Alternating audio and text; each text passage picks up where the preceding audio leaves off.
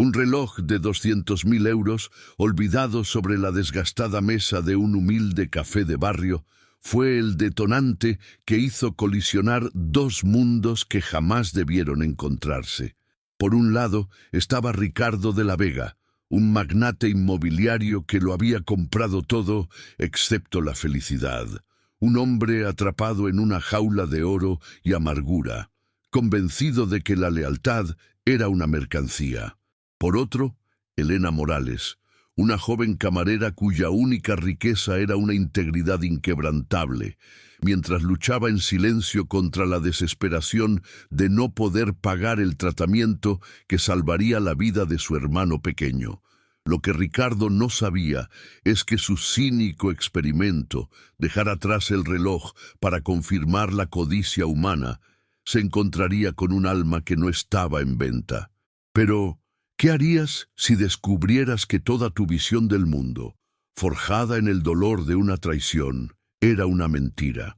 Pero antes de revelarte cómo ese reloj de lujo no solo salvó una vida, sino que también destruyó un imperio construido sobre el cinismo, haz una pausa. Si crees que un solo acto de bondad puede reescribir la historia más triste, dale a me gusta para apoyar esta increíble conexión y suscríbete ahora. Créeme, lo que está a punto de suceder te demostrará que la verdadera riqueza no tiene precio. Ricardo observaba desde el interior de su coche de alta gama, con los cristales tintados ocultando su mirada gélida.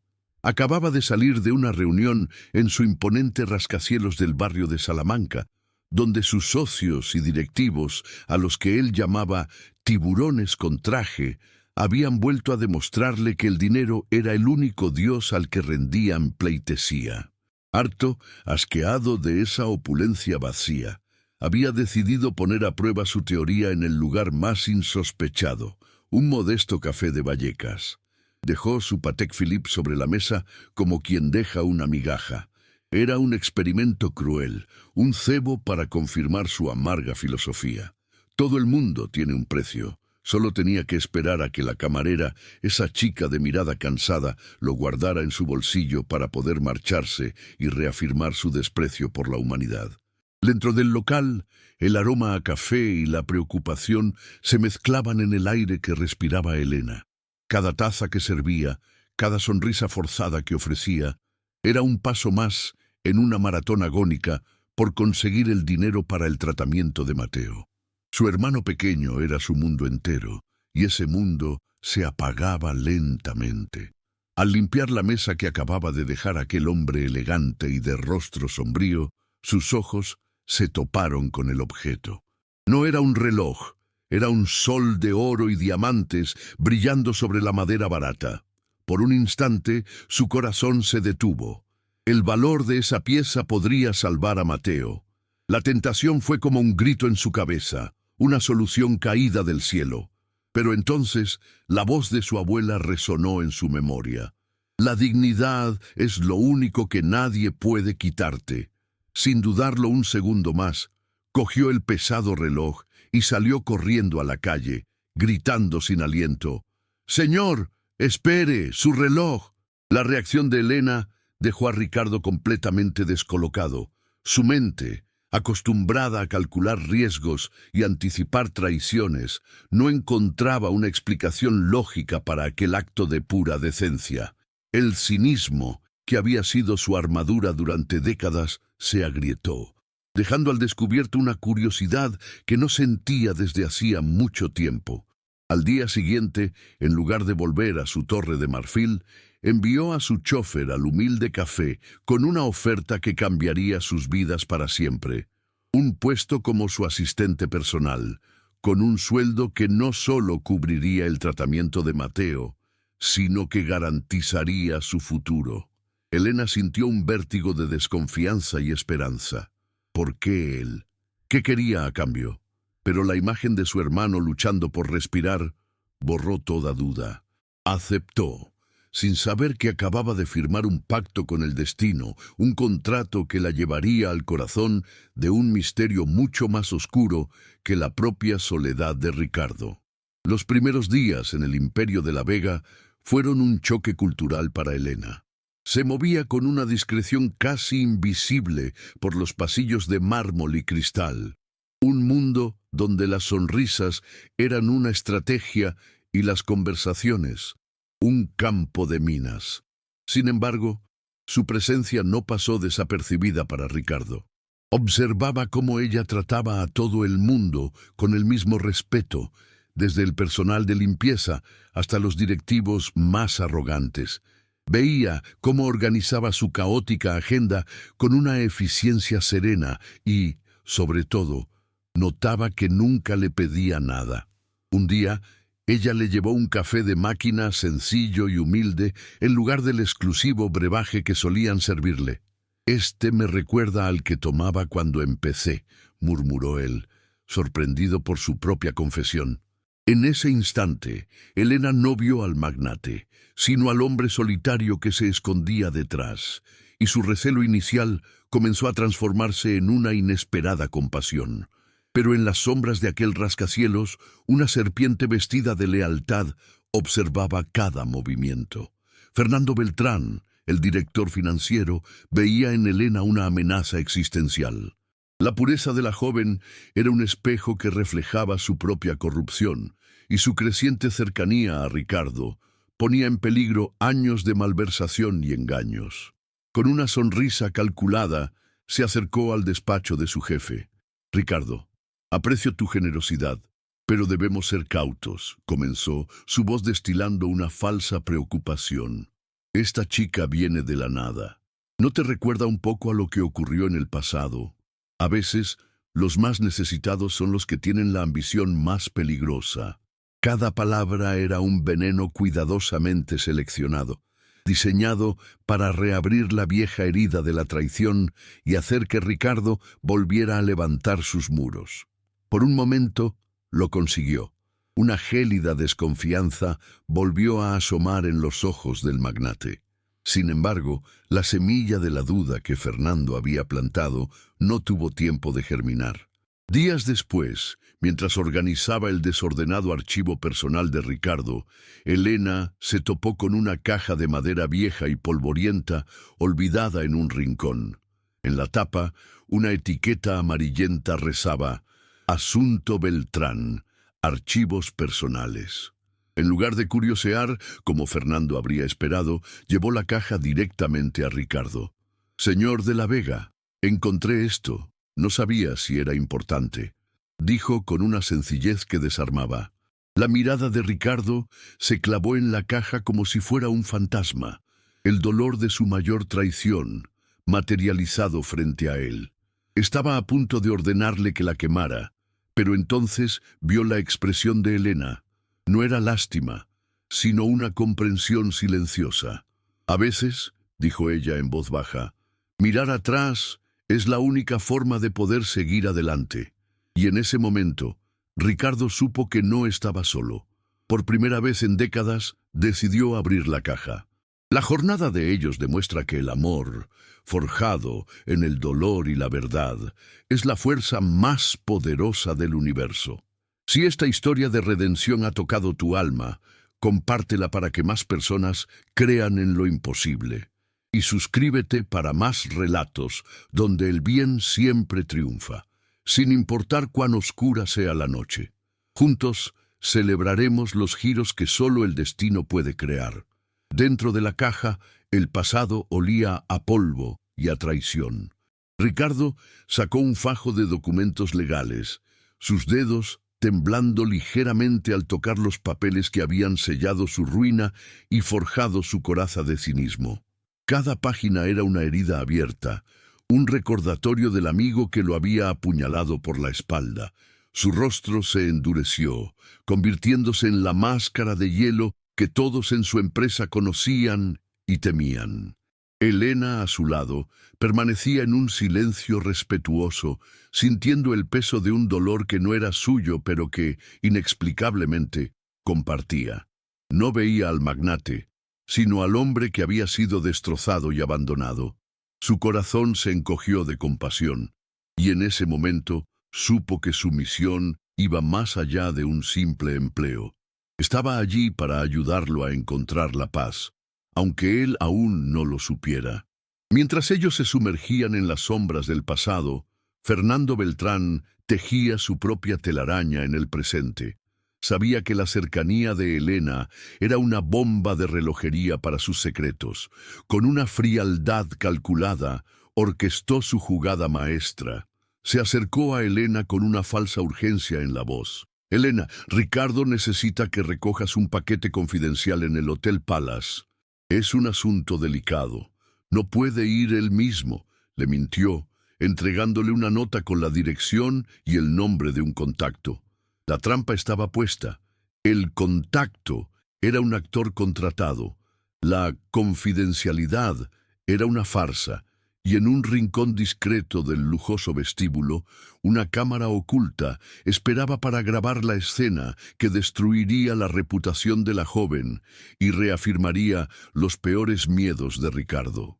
Elena, ajena a la maldad que se cernía sobre ella, obedeció sin dudar. En el vestíbulo del hotel, un hombre elegante se le acercó y, tras una breve presentación, le ofreció un maletín. «Aquí tiene lo que el señor de la Vega solicitó», dijo con una sonrisa cómplice. Elena lo tomó, pero al sentir el peso inusual, una extraña intuición la hizo detenerse. Lo abrió una rendija y vio fajos de billetes. «Esto no es un paquete, es dinero», dijo ella, su voz temblando de confusión e indignación. «Devuélvalo. No sé qué juego es este, pero yo no participo en él». Dejó el maletín sobre una mesa y se marchó a toda prisa, con el corazón latiéndole a 1000 por hora. A lo lejos, Fernando observaba la grabación en su tableta. La negativa de Elena no importaba. Con una edición cuidadosa, el vídeo mostraría solo lo que él quería. La entrega, la aparente aceptación. La victoria, pensó, estaba al alcance de su mano. De vuelta en la oficina, mientras Elena intentaba calmarse del extraño suceso, la investigación sobre el pasado de Ricardo dio un giro inesperado. Entre los viejos papeles, Elena encontró una carta personal que el antiguo socio le había escrito a Ricardo semanas antes de la traición. La caligrafía era fluida, casi artística. Minutos después, al revisar el contrato fraudulento que había llevado a la quiebra a Ricardo, su ceño se frunció. «Señor de la Vega», murmuró, acercando los dos documentos. «Mire esto, la firma en la carta y la firma en este contrato no parecen hechas por la misma persona. La inclinación de las letras, la presión del trazo, es diferente». Ricardo, que había visto ese contrato 1000 veces, cegado por el dolor, nunca se había fijado. Por primera vez en 20 años, una duda minúscula pero poderosa se abrió paso en su mente. ¿Y si la historia que creía conocer no era toda la verdad? Aquella duda, nacida de la aguda observación de Elena, fue la chispa que reencendió un fuego que Ricardo creía extinto. Por primera vez en 2 décadas, su mente de estratega no trabajaba desde el cinismo, sino desde una necesidad visceral de justicia. Sin perder un segundo, descolgó el teléfono y contactó a un viejo conocido, el perito calígrafo más reputado de España, un hombre cuya integridad era tan legendaria como su pericia. Elena lo observaba en silencio, viendo cómo la máscara de magnate hastiado se desmoronaba para dar paso al guerrero que una vez fue. El aire en el lujoso despacho ya no olía a resignación, sino a pólvora. La caza por la verdad, la verdadera caza, acababa de comenzar. Mientras tanto, Fernando Beltrán, ciego a la tormenta que se gestaba, preparaba su golpe de gracia con una arrogancia desmedida. Convencido de que su vídeo manipulado era el arma definitiva, solicitó un punto extraordinario en el orden del día de la inminente Junta Anual de Accionistas, bajo el pretexto de una brecha de seguridad crítica. Para añadir sal a la herida que creía estar a punto de abrir, envió un correo anónimo al despacho de Ricardo con un simple mensaje: «Espero que disfrutes del espectáculo». Era su jaque mate, la culminación de su venganza heredada. No podía imaginar que, en su afán por destruir a la humilde camarera, estaba acelerando su propia caída hacia el abismo. La respuesta del perito llegó en un sobresellado que parecía pesar 1 tonelada. El veredicto fue demoledor e inequívoco. La firma del antiguo contrato era una falsificación brillante, un engaño perfecto. Casi al mismo tiempo, el equipo de auditores externos que Ricardo había contratado en secreto entregó su informe final. Las páginas detallaban un desfalco sistemático y millonario orquestado por Fernando durante años. Ricardo y Elena se miraron con las 2 piezas del puzzle en sus manos, la prueba que limpiaba el pasado y la que condenaba el presente. La junta era en menos de 48 horas. El peso de la verdad era inmenso, una responsabilidad que iba más allá de salvar una empresa. Se trataba de reescribir una vida entera. La noche previa a la junta, el ático de Ricardo ya no era una jaula de oro, sino el cuartel general de una revolución silenciosa. La jerarquía de jefe y empleada se había disuelto por completo, dejando solo a 2 almas unidas por un propósito común. Ricardo se acercó a Elena, su mirada despojada de toda arrogancia, llena de una gratitud que le ahogaba la voz. Mañana, gracias a ti, no solo lucharé por mi honor. Demostraremos que la bondad no es una debilidad, sino la fuerza más grande de todas. Elena tomó su mano, su tacto transmitiendo una calma y una fuerza inquebrantables. «No estás solo en esto», susurró. «Lo haremos juntos». Estaban listos. El plan estaba trazado, las pruebas aseguradas. El telón estaba a punto de levantarse. La sala de juntas del Imperio de la Vega era un mausoleo de cristal y acero, gélido e impersonal. Los accionistas, rostros impasibles tallados en ambición, esperaban el drama prometido. Fernando Beltrán subió al estrado con la confianza de un depredador que acorrala a su presa. «Señoras y señores», comenzó, su voz resumando una falsa solemnidad, «les presento una prueba irrefutable de la traición que se gesta en el corazón de nuestra empresa». La pantalla gigante se iluminó, mostrando a Elena en el vestíbulo del hotel, recibiendo el maletín. El vídeo, editado con malicia, cortaba su negativa, mostrando solo la aparente transacción. Un murmullo de escándalo recorrió la sala. Elena, sentada junto a Ricardo, sintió que el suelo se abría bajo sus pies. Su rostro palidecía mientras todas las miradas se clavaban en ella, juzgándola. Justo cuando la condena parecía sellada y la reputación de Elena se hacía añicos, una voz tranquila pero cargada de una autoridad inquebrantable cortó el aire. Suficiente. Ricardo de la Vega se puso en pie, no con la furia que todos esperaban, sino con una serenidad que helaba la sangre. Con un simple gesto de su mano, ordenó apagar la pantalla. El silencio que se hizo fue absoluto, pesado. Caminó lentamente hacia el estrado, sus ojos fijos en Fernando, despojándolo de toda su arrogancia con una sola mirada.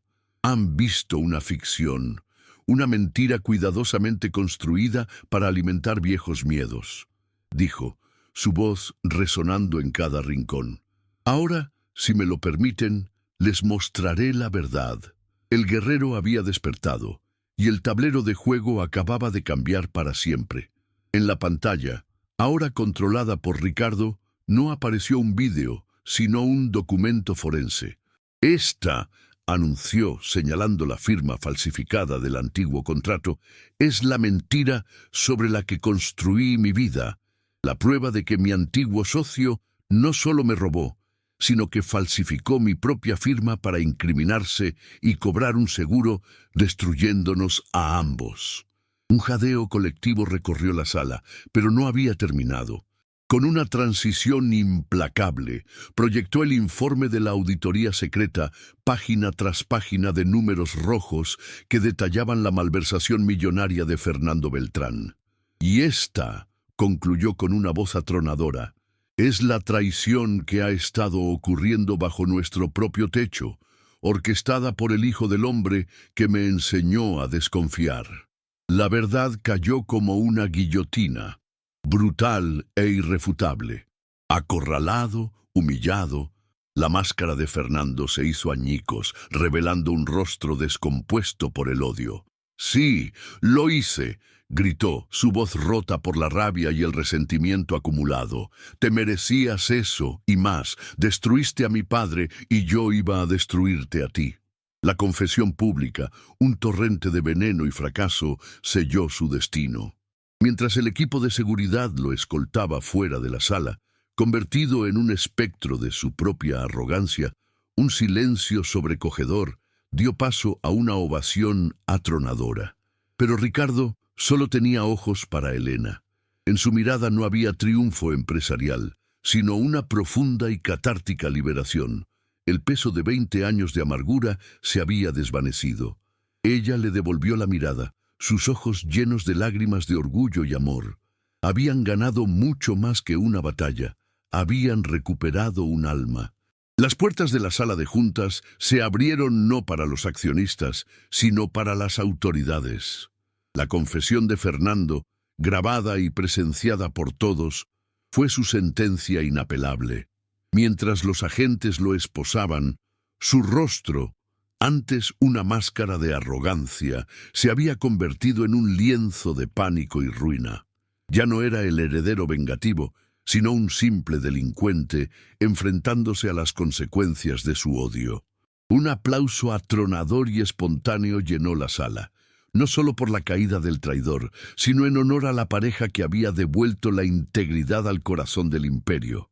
Las miradas de Ricardo y Elena se encontraron por encima del caos, sellando en silencio una promesa de un nuevo amanecer, uno construido sobre la verdad que ambos habían desenterrado juntos. A la semana siguiente, Ricardo convocó a la prensa, pero no para hablar de negocios, sino de un legado. Anunció la creación de la Fundación Morales de la Vega, dotada con una parte sustancial de su fortuna y dedicada a financiar tratamientos para enfermedades raras. Y su primera decisión fue nombrar a Elena directora general. Ella, a su lado, luchaba por contener las lágrimas, no solo porque el futuro de Mateo estaba asegurado, sino por las miles de vidas que ahora podrían salvar. No era un acto de caridad, era un acto de justicia y amor. Mi fortuna no significaba nada hasta que ella me enseñó su verdadero valor, declaró Ricardo al mundo, su voz firme, despojada de todo cinismo.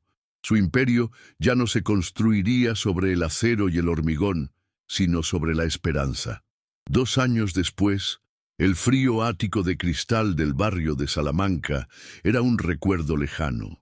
Había sido vendido y reemplazado por una casa luminosa con un enorme jardín en las afueras de Madrid. Allí, en una tarde soleada, se celebraba el cumpleaños de un Mateo completamente sano, cuya risa era la banda sonora de su nueva vida. Ricardo y Elena, ahora marido y mujer, lo observaban desde el porche, cogidos de la mano. Él la rodeó con sus brazos, y en su mirada ya no había rastro de la amargura del pasado, solo una paz infinita y un amor profundo. Había aprendido que un hogar no lo definen las paredes lujosas, sino las personas que lo llenan de calor, de verdad y de segundas oportunidades. Esa misma tarde, mientras el sol se ponía tiñendo el cielo de naranja y púrpura, Ricardo le entregó a Elena una pequeña caja de terciopelo. Dentro no había un reloj ostentoso, sino un delicado guardapelo de plata con una inscripción grabada en su interior. «Mi tesoro más valioso». Ella lo miró con los ojos brillantes de emoción. «Aquel día en el café no olvidé un reloj», susurró él, su voz cargada de una gratitud eterna. «Aquel día encontré el norte. Comprendí que la verdadera riqueza no está en lo que puedes comprar, sino en aquello que no tiene precio y que milagrosamente la vida te regala la oportunidad de proteger». Se besaron, sellando un final feliz que era, en realidad, el más hermoso de los comienzos. La jornada de ellos demuestra que el amor, forjado en el dolor y la verdad, es la fuerza más poderosa del universo. Si esta historia de redención ha tocado tu alma, compártela para que más personas crean en lo imposible. Y suscríbete para más relatos donde el bien siempre triunfa, sin importar cuán oscura sea la noche. Juntos celebraremos los giros que solo el destino puede crear. La historia de Ricardo y Elena no es solo el relato de dos mundos que chocan, sino la prueba irrefutable de que un solo acto de bondad puede tener la fuerza de un terremoto, capaz de demoler los muros más altos de cinismo y desconfianza. Su viaje nos enseña que el destino no es una línea recta, sino un laberinto de decisiones donde la integridad puede ser la brújula que nos guíe hacia la salida. Él, un hombre que lo había comprado todo menos la paz, encontró en ella una mujer que no tenía nada más que su dignidad, el único tesoro que el dinero jamás podría adquirir. Juntos, no solo desenmascararon a un villano, sino que sanaron las heridas de un pasado que parecía imborrable, demostrando que el amor verdadero no es el que evita las tormentas, sino el que aprende a bailar bajo la lluvia. Al final, el reloj de lujo olvidado en aquella humilde mesa no fue el protagonista de la historia, sino el catalizador. Fue el símbolo de una riqueza falsa enfrentada a una riqueza auténtica, la del corazón humano. Ricardo aprendió la lección más valiosa de su vida, que un imperio construido sobre el miedo y la soledad es una prisión, mientras que una vida levantada sobre la confianza y el afecto es un verdadero reino. Su transformación, de un rey amargado en su torre de marfil a un hombre que encuentra la felicidad en la risa de un niño y en la mano de la mujer que ama, es un poderoso recordatorio de que nunca es tarde para reescribir nuestro propio final. Es la victoria definitiva de la esperanza sobre el resentimiento, de la luz sobre una oscuridad que duró demasiado tiempo. La jornada de Ricardo y Elena demuestra que el amor, forjado en la verdad y la valentía, es la fuerza más poderosa del universo. Si este relato de redención ha tocado tu alma, compártelo para que más personas vuelvan a creer en lo imposible. Dale a me gusta para celebrar esta increíble victoria del bien sobre el mal y suscríbete para no perderte más historias donde la justicia y el corazón siempre encuentran el camino. Juntos seguiremos demostrando que los giros del destino pueden llevarnos a los finales más felices, esos que nos recuerdan que, sin importar lo oscura que sea la noche, el amanecer siempre está por llegar.